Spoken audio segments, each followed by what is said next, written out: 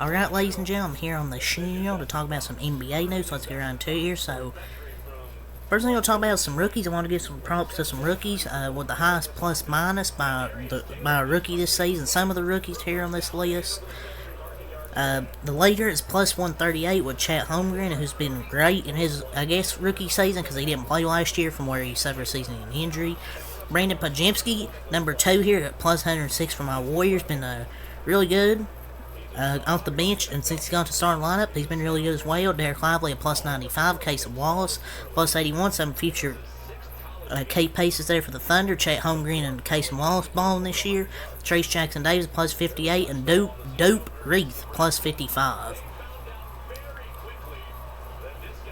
An interesting note, like his plus 106, Podziemski's leads us this year actually, which is kind of crazy when you think about it. We really found 2 gems in the draft for they can be future pieces going forward. Pretty much, we drafted Trace Jackson Davis with the 57th overall pick. I don't know why he even fell that far in the draft because I thought he was a really good prospect coming out of Indiana. I really hadn't known Brandon Podziemski because he played in the WCC for Santa Clara. But he kind of looks like fucking Jack Harlow. But he's been really fucking good for us. I think he'll be the starter going forward. So we're gonna talk. So now we're at that. Let's get to the actual news. So a Zach LaVine trade to the Lakers is reportedly, end quote, unlikely, per at Basketball Talk. And that's when most likely a trade happens. Whenever you don't think, oh, a trade's not gonna happen, and it happens, but I don't see how Zach LaVine helps his team get any better. Like, sure, maybe more scoring, but what about the defense? I mean, defense hasn't been that good. Zach LaVine's not going to help you defensively. And Basketball Talk, person isn't a fucking source. Like, this isn't a source. And Zach LaVine doesn't move the needle. It's going to be hard for the Bulls to move LaVine. I think finding trade value for both sides will be a challenge. Bless me, I had to sneeze there right quick. But it's just with the freaking... We hear this every time from the media, like, oh, Zach LaVine traded the Lakers, what, yada yada yada. I think it's just with the contract, only Lakers would want him. So, John Morant has been named Player of the Week in his first week back in the NBA, leading the Grizzlies to 3 wins, putting up some pretty good stats. He's came back like it's nothing, like he's been balling. Will the Grizzlies get in the playoffs? I don't know about that, but we'll see. He definitely made a statement this week. Like, he's still a really good player, and he hadn't played in a few months, which seemed crazier. So Melo says Kobe wants to give the fans a show in their Christmas matchup. And quote, "Fuck is you doing? Come on, tighten up. You know what we here for? Fuck is you passing the ball for?" He knew more fans were watching than normal, and know they love to see superstars perform. He just has a different mindset than most. Like fans tune in to see the superstars go up there and shoot. They want to see the superstars give them a show. So, they want to give fans a show every game. Saying, fuck you passing the ball for is crazy, but I respect it. They're both made for the big stage. Miss Carmelo, man. So, the East and West All-Stars, according to Hoops Hype Global Rating, the starters in the Eastern Conference would be Tyrese Maxey, Damian Lillard, Joel Embiid, Jason Tatum, and Giannis. The reserves would be Jalen Brunson, Tyrese Halliburton, Julius Randle, Paulo Banchero, Siakam, Trae Young, and Scotty Barnes. In the West, starters SGA, Luka, Jokic, Anthony Davis, Sabonis.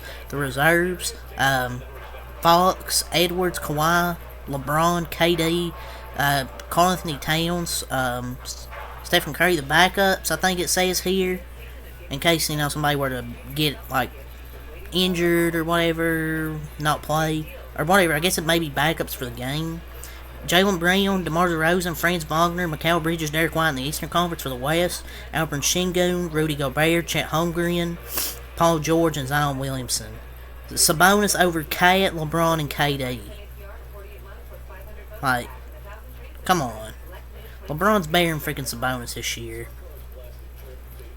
Like, Sabonis has been good, but he hasn't been better than LeBron James or Karl Anthony Towns. I mean, hell, I'd even put Alperen Sengun over Domantas Sabonis. Just being honest. So, end quote. Brandon Jennings says Kevin Durant should leave Phoenix, end quote. He doesn't deserve this. Well, I hate to break it to you, Mr. Jennings. Kevin Durant requested that trade to Phoenix and got there. And he should actually try to face some adversity in the NBA for once. Whenever adversity hits Kevin Durant, he runs from the grind. He has to be on a super team. And when it fails, he can't face that adversity. And he's faced that since he left Golden State, but he hasn't been able to win. He wouldn't do that if he could win. He just can't do it. It's self-inflicted on his part. It was literally his choice to get traded, and now he complains about it. Like, come on. So Jonathan Kuminga sends a message, end quote, "I'm going to keep it real with you. Me with the ball, nobody's guarding me." I mean, he's been really good since getting in the starting line. People be like, "Oh, he's a bench player." He's actually a starter now, if people actually watch the games. He's not only been a starter, but he's been fantastic.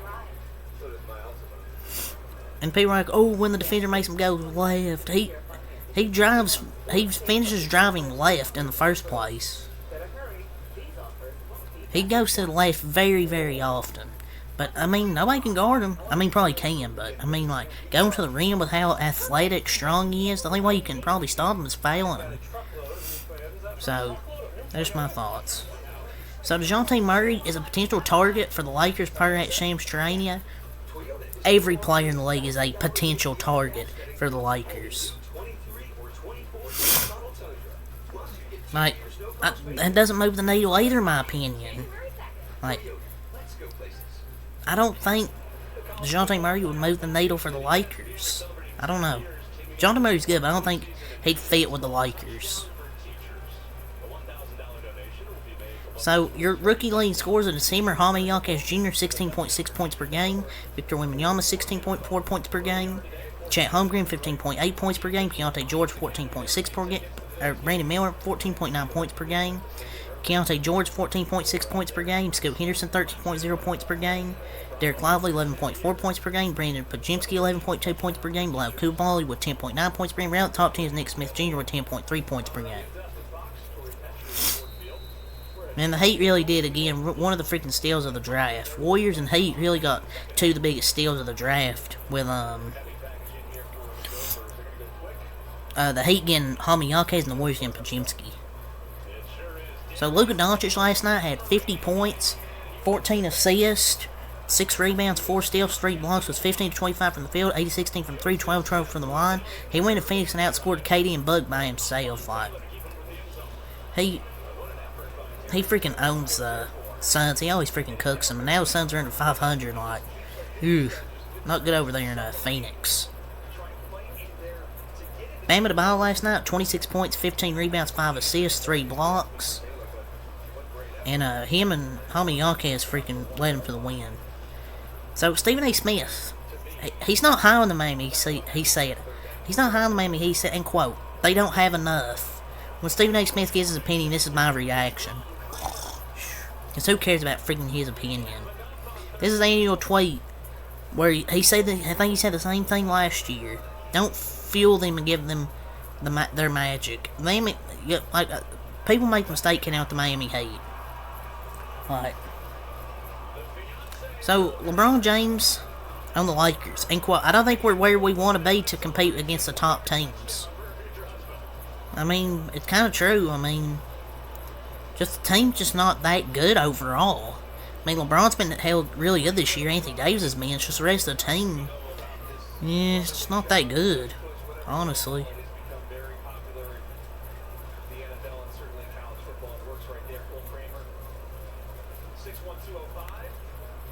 So the Lakers are 2-6 since the in-season tournament. They really sold their soul for a freaking in-season tournament just to get another freaking banner. Per report, Boston Celtics are among teams monitoring Kelly Olynyk. You can bring back the secret weapons. I feel like he's better now than he was back then. They're really trying to make the freaking Avengers. They really saw him score 26 against Detroit. Like, yeah, we want him back on our team.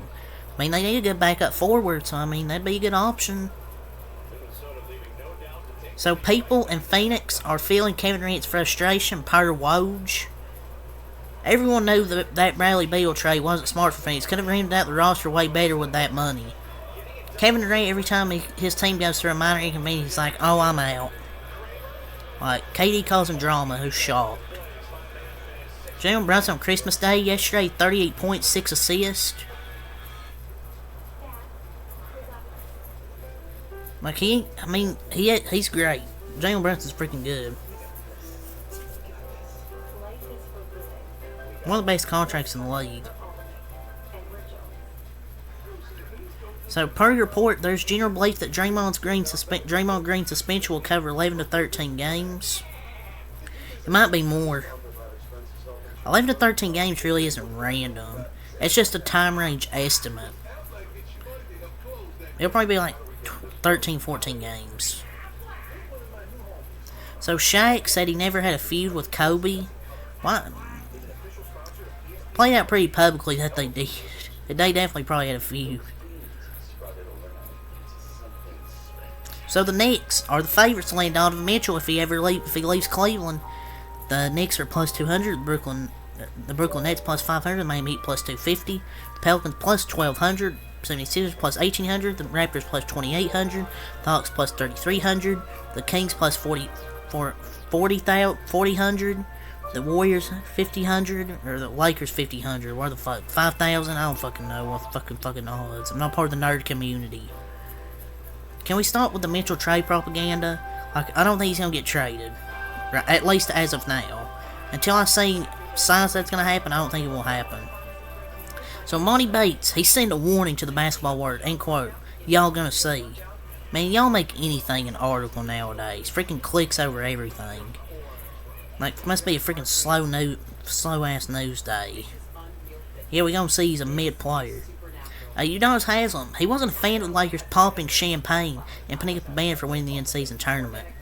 I think it's kind of ridiculous. I think he's right, but honestly, I don't really fucking care now.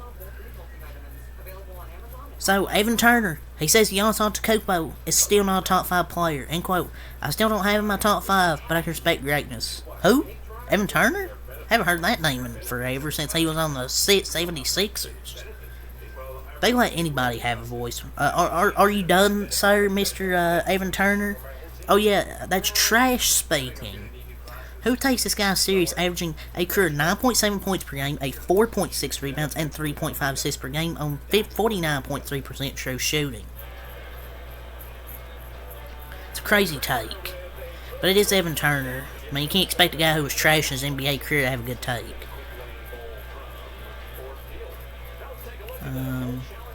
Is there any more news? Eric Gordon would like a bigger role in the Phoenix Suns. Per Chris B. Haynes, lately I haven't been getting hardly any touches. Bro wants the touches and shots of a star when he's an aging role player. Like, he thinks he's a freaking star. Like, if you want shots, get more shots, go to a freaking other team with not 2 fucking all-stars. But yeah, it's really off to say for this video, so, yeah, until next time, Alkalite, peace.